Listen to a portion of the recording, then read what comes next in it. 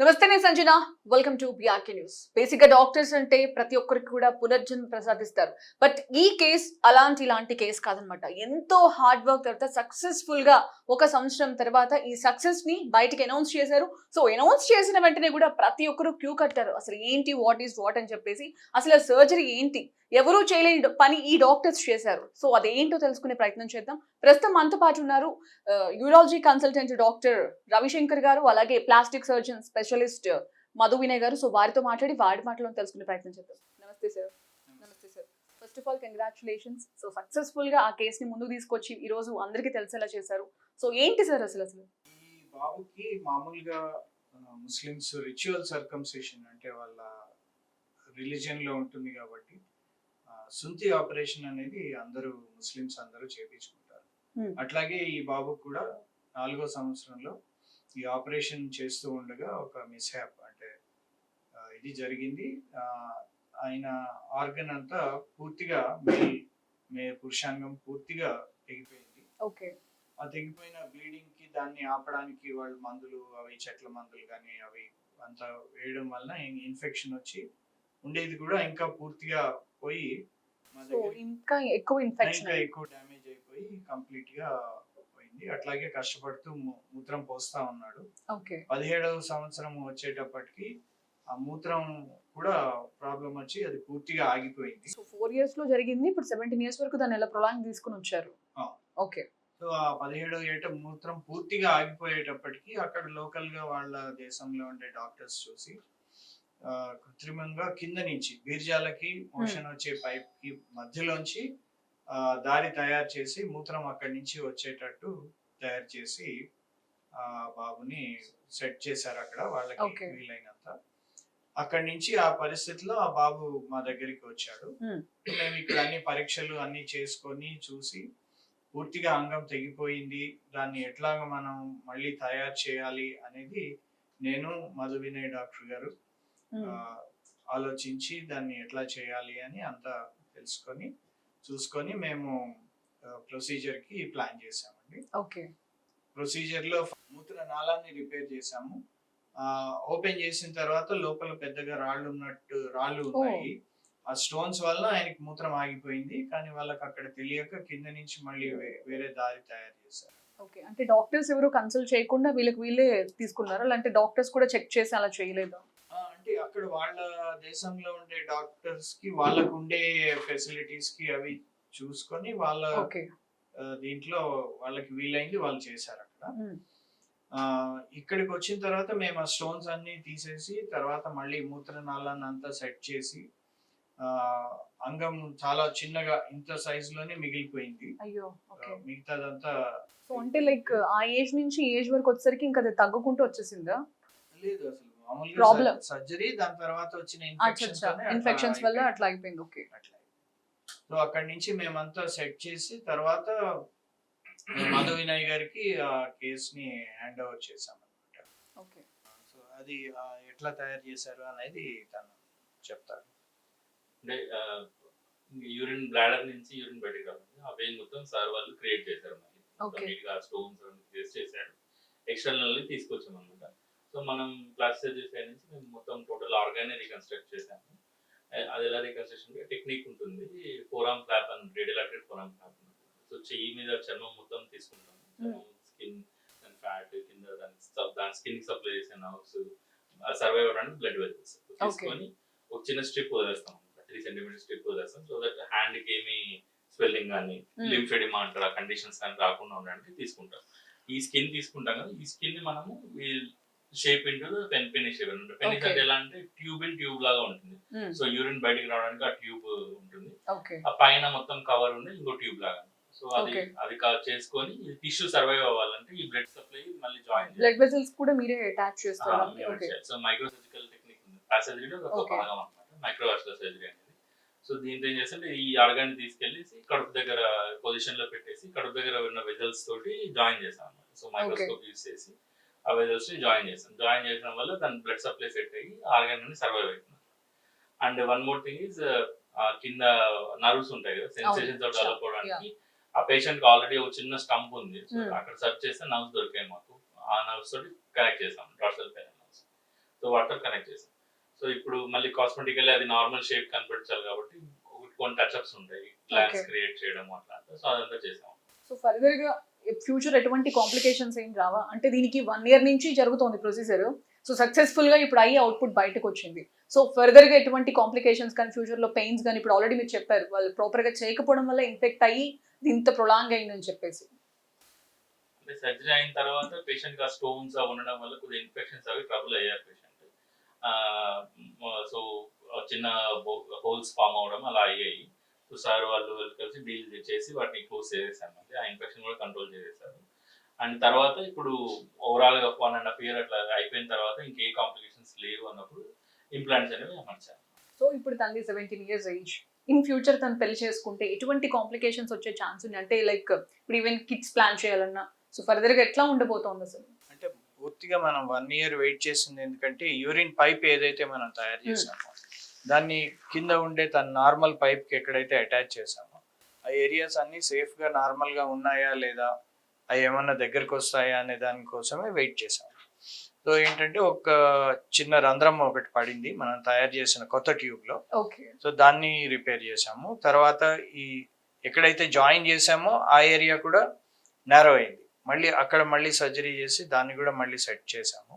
ఇవన్నీ అయిన తర్వాత తను ఫ్రీగా మూత్రం పోస్తున్నాడు, ఇంకేం ప్రాబ్లం రాదు అన్నప్పుడు అప్పుడు నెక్స్ట్ సంసార జీవితానికి పనికి వచ్చేటట్టు ఆర్గన్ లో ఎరెక్షన్ వచ్చేటట్టు సిలికాన్ రాడ్స్ అమర్చాము అన్నమాట. అది లాస్ట్ సర్జరీ అయింది.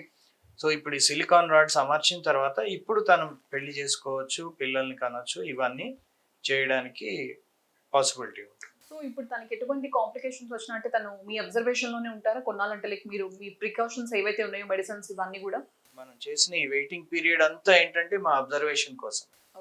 సో ఇప్పుడు ఇంకా 1 month అయింది ఈ సర్జరీ చేసి. Now he is okay, pain అదంతా తగ్గిపోయింది, అంతా నార్మల్. సో అందరూ ఇప్పుడు నార్మల్ హ్యూమన్ బీయింగ్స్ ఎలా ఉన్నారో తను కూడా ఇప్పుడు అన్ని తన యాక్టివిటీస్ అన్ని తను చేసుకోవచ్చు. సో బేసిక్ గా అథ్లెట్స్ ఉంటారు, ఎవరైనా గేమ్స్ అట్లాంటి ఫిజికల్ యాక్టివిటీస్ చేసే వాళ్ళు ఉంటారు. సో అటువంటి వారికి ఏమైనా బరువు పనులు చేసినా కూడా ఏమైనా పెయిన్ రావడం అట్లాంటివి ఏమైనా ఉంటాయా? బాబు నార్మల్ పర్సన్ లాగే అన్ని పనులు చేసుకోవచ్చు, ఎవ్రీథింగ్ విల్. సో బేసిక్ గా మనం ఈ సిచ్యువేషన్ ని ట్రాన్స్జెండర్స్ లో వింటూ ఉంటాం, mail to female, female to mail మారడానికి. సో అది కష్టంగా ఉంటుంది, ఇది కష్టంగా ఉంటుందా?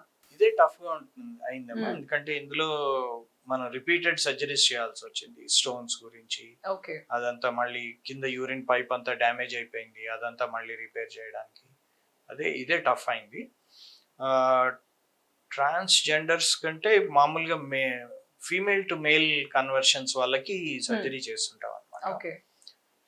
అంతమంది రారు, తక్కువ మంది వస్తారు. సో బేసిక్ గా కొంతమందికి ఇట్లాంటి ప్రాబ్లమ్స్ ఉన్నా కూడా షై ఫీలింగ్ ఉంటుంది. ఫస్ట్ ఆఫ్ ఆల్ కన్సల్ట్ చేయరు. ఇప్పుడు మీరు అన్నారు కదా చెట్టు వైద్యం, సంథింగ్ నాటు వైద్యాలు ఏవో ఒకటి చేస్తూ ఉంటారు.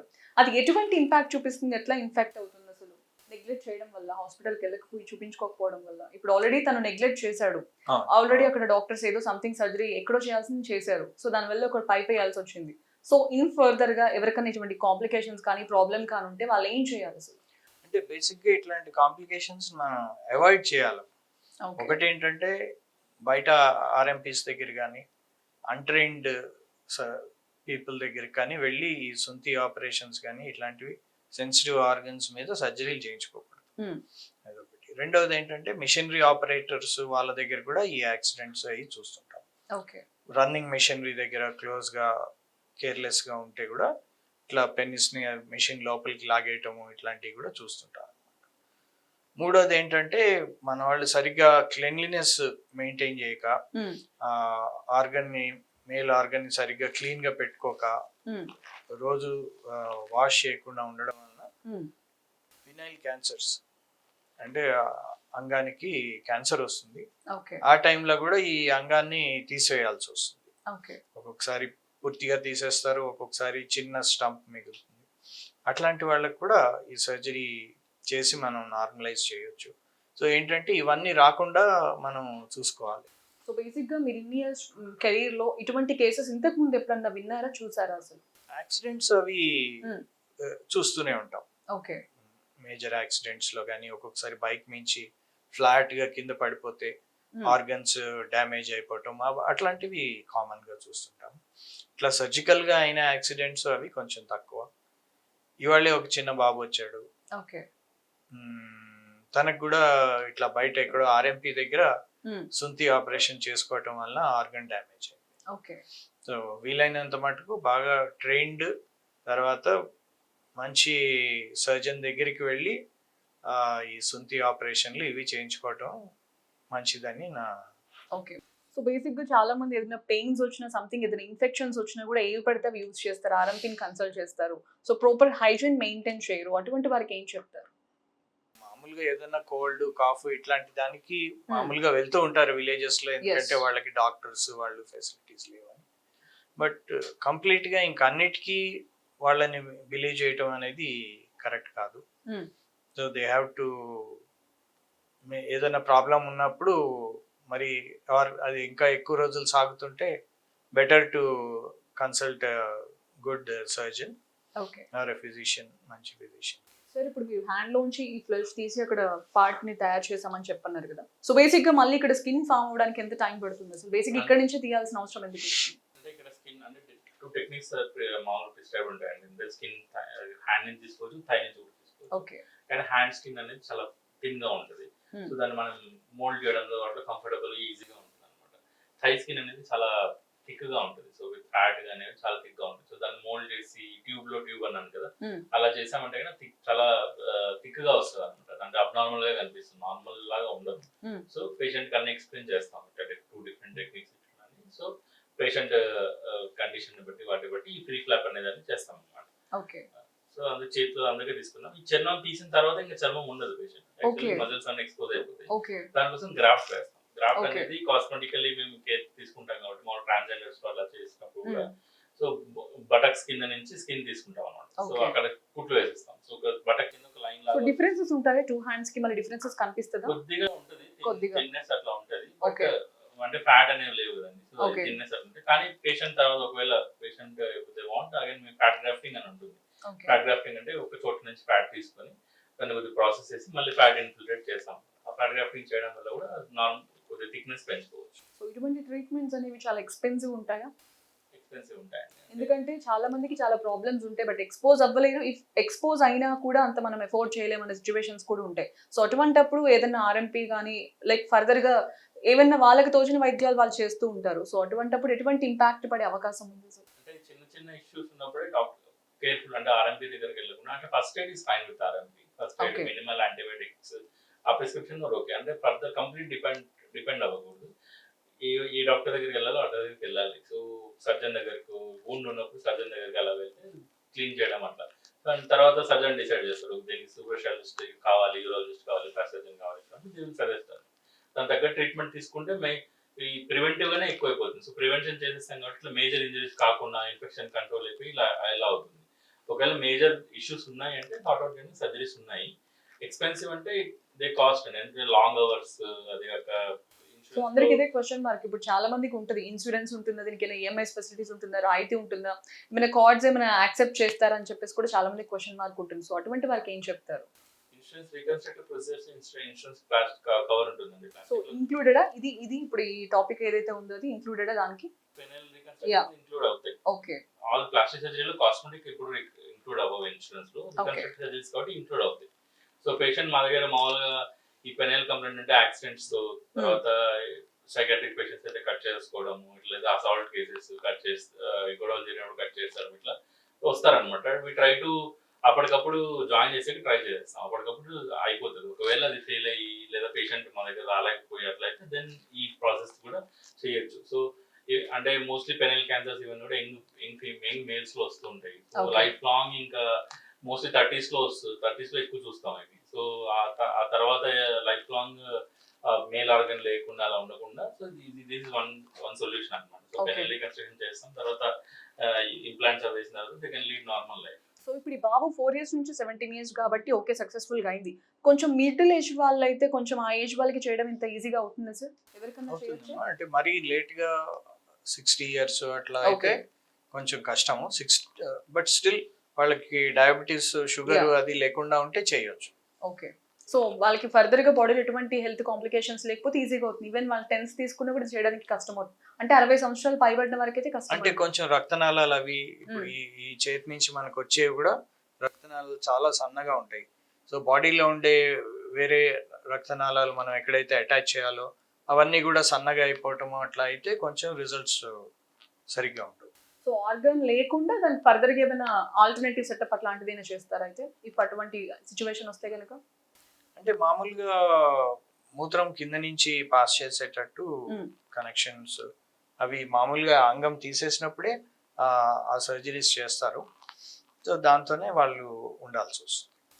సో ఫర్దర్ గా ఇటువంటి కాంప్లికేషన్స్ వచ్చినా ఈవెన్ సఫర్ అవుతున్నా కూడా అటువంటి వారికి మీరు ఏం చెప్తారు? అంటే ఇప్పుడు సక్సెస్ఫుల్ గా చాలా మంది డాక్టర్స్ ఉన్నారు, బట్ ఈ కేసు మీరు స్టడీ చేసిన తర్వాత బ్యాక్ టు బ్యాక్ నాకు తెలిసి బ్యాక్ టు బ్యాక్ ఇంటర్వ్యూస్ ఇస్తూనే ఉన్నారు. దీని గురించి చాలా మంది స్టడీ చేశారు, బట్ మెడికవర్ హాస్పిటల్స్ లో మీట్ చేసిన దానికి చాలా ఇంత నేమ్ వచ్చింది. సో మీరు ఎలా ఫీల్ అవుతున్నారు, ఏమని చెప్తారు?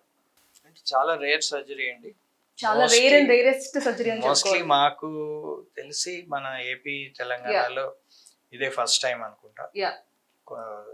ఇట్లాంటి సర్జరీ జరగడం. So yeah we are proud and we have taken care. Yeah, ఇంతకుముందు ఎన్నోసార్లు ఇంటర్వ్యూ ఇవ్వమన్నా కూడా మేము ఎవరికి ఇవ్వలేదు, అన్లెస్ అది కంప్లీట్ గా అవును. మేము బాగా పర్ఫెక్ట్ గా పేషెంట్ నార్మల్ అయ్యాడు అని తర్వాతే ఇంటర్వ్యూ ఇవ్వడానికి ఒప్పుకున్నాం. So how you feeling sir? Successful output బయటకు వచ్చింది. సో 1.5 year హార్డ్ వర్క్ తర్వాత రిజల్ట్ చూసుకున్నట్టయితే అసలు హ్యూజ్ రెస్పాన్సెస్, అందరూ కూడా చాలా ప్రౌడ్ గా ఫీల్ అవుతున్నారు. అంటే ఎక్కడికో వెళ్ళి వేరే కంట్రీకి వెళ్ళి మనం చేయించుకోకర్లే, మన ఇండియాలోనే ఏపీ తెలంగాణలోనే మంచి డాక్టర్స్ ఉన్నారని చెప్పేసి మంచి నేమ్ కూడా వచ్చింది. సో మీరు ఎలా ఫీల్ అవుతున్నారు? ఫీల్ హ్యాపీ అండి, ఎందుకంటే పేషెంట్ లైఫ్ లాంగ్ సఫర్ అవ్వకుండా ఇప్పుడు Yeah. మేల్ ఫీమేల్ మధ్యలో it was between male and female, neither male కాదు ఫీమేల్ కాదు అన్నట్టు ఉంది. So now he can lead a normal male life. So ఆ పేషెంట్ హ్యాపీ కాబట్టి always doctor is happy when patient is happy. So patient ఇవన్నీ అయిపోయి solve అయిపోయి దానికి ఇష్యూస్ లేవు ఇంకా, వీఆర్ హ్యాపీ. సో దేవుడికి మొక్కుతారు, దేవుడి దగ్గర డాక్టర్స్ కి అందరూ మొక్కుతారు మా ప్రాణాలు కాపాడండి. సో మీరు జన్మ కాదు పునర్జన్మ ఇచ్చారని చెప్పుకోవచ్చా? సో చివరిగా ఏం చెప్తారు సార్? అంటే లైక్ ఇటువంటి హ్యూజ్ కేసెస్ చాలా ఉంటాయి, చాలా మంది నెగ్లెక్ట్ చేస్తూ ఉంటారు, సో ఎక్కడెక్కడికో వెళ్ళి ఎఫోర్డ్ చేస్తూ ఉంటారు డబ్బులు. సో అటువంటివి ఏమీ లేకుండా మన ఇండియాలోనే హైదరాబాద్ లోనే ఇటువంటి సర్జరీస్ ఉన్నాయి. సో ఏం చెప్తారు వారికి?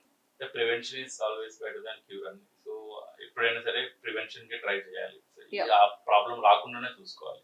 సో చిన్న ఇష్యూస్ ఉన్నా, ఇన్ఫెక్షన్స్ ఉన్నా, చేయి లోకల్ సర్కంసిషన్ అయింది, చిన్న సర్జరీ అయింది, ఇన్ఫెక్షన్స్ వచ్చినా ఇమీడియట్లీ ఒక ప్రాపర్ డాక్టర్ ని కలవాలి.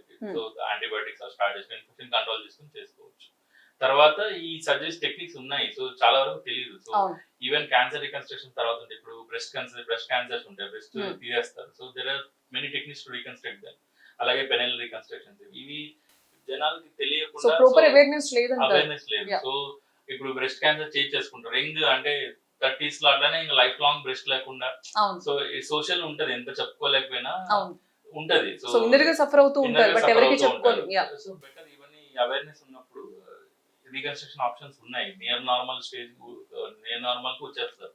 సో ఇవన్నీ యూటిలైజ్ చేసుకోవాలి. ఇన్సూరెన్స్ కవర్స్ కూడా ఉంటాయి వీటంటే. సో హాస్పిటల్స్ కానీ ఎవరైనా సరే ఇనిషియేటివ్ గా తీసుకుని వీటి మీద అవేర్నెస్ క్రియేట్ చేస్తే ఎలా ఉంటుందంటారు? బేసిక్ గా ఫర్దర్ గా ఇప్పుడు చాలా మందికి నాలెడ్జ్ లేని వాళ్ళు చాలా మంది ఉన్నారు, అవేర్నెస్ కూడా ఏది లేదు. ఇప్పుడు ఇటువంటి ఇనిషియేటివ్ గా తీసుకుని ముందుకు వస్తే ఎంత బాగుంటుంది అంటారు? ఆల్వేస్ గుడ్ అండి, ఎందుకంటే ఇప్పుడు బ్రెస్ట్ రికన్స్ట్రక్షన్ చెప్పాను. సో బ్రెస్ట్ అవేర్నెస్, క్యాన్సర్ అప్పుడు అవేర్నెస్ కోసం చేస్తూ ఉంటారు, but it has to be more aggressive. ఇలా అన్నమాట.